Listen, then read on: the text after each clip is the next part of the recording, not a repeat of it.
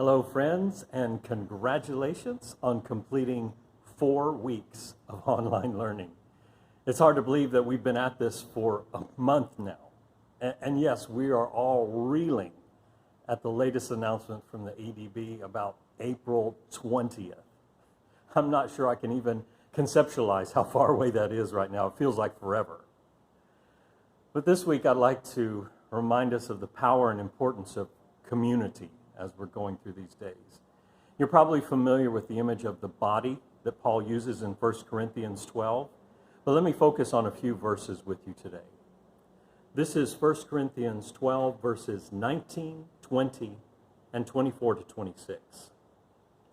If they were all one part, where would the body be? As it is, there are many parts, but one body. God has put the body together, giving greater honor to the parts that lacked it, so that there should be no division in the body, but that its parts should have equal concern for each other. If one part suffers, every part suffers with it. If one part is honored, every part rejoices with it. The human body is one of the most complex systems in existence. 206 bones, over 650 muscles, almost 8 pounds of skin, and numerous ligaments, veins, arteries, intricate complexity, yet with remarkable unity.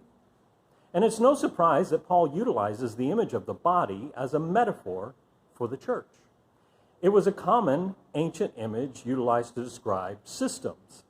Body imagery was used to emphasize and enforce hierarchical social structures. You know, making sure that every person was kept in their proper place based on their status. But Paul's view of the church as a body is the exact opposite. Diversity and interdependence of body parts reinforces equality, not hierarchy in God's kingdom.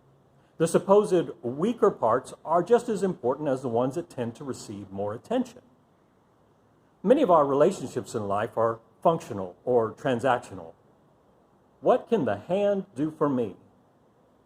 Why is the eye not functioning right? Hey, foot, why can't you do your job down there and keep us all stable? In reality, the parts that appear to do more tend to get more attention, and the lesser parts are overlooked. One part is jealous of another. The ear wants to be an eye. The big toe wants to be the heart. That's not how God intends his body to be. Through Christ, we share in one another's lives. We work for the good of all, not just for our own needs or desires.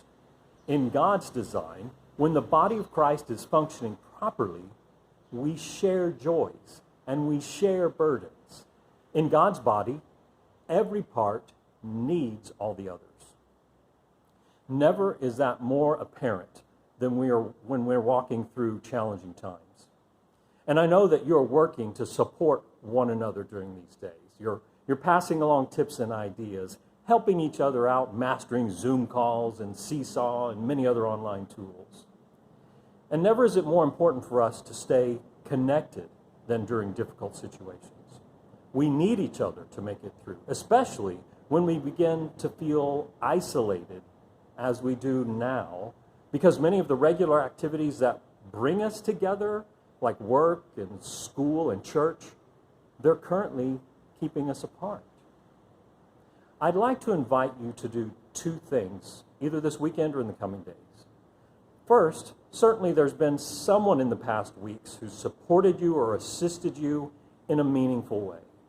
I'd like you to find a way to express your appreciation to them, even if it's just to send a note or a text to say, hey, thanks. Secondly, think of some way to bless and encourage someone else.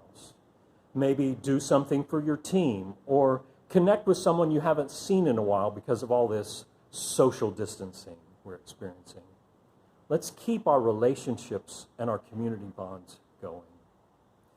Finally, if you're struggling and you need a word of encouragement or some other help, reach out to someone. In addition to all the many resources that you have available, I'm always happy to have a tea or coffee and be a listening ear or a sounding board. We shouldn't be going through this alone. Let's be the body of Christ together for one another, and let's continue to serve and grow in these challenging days.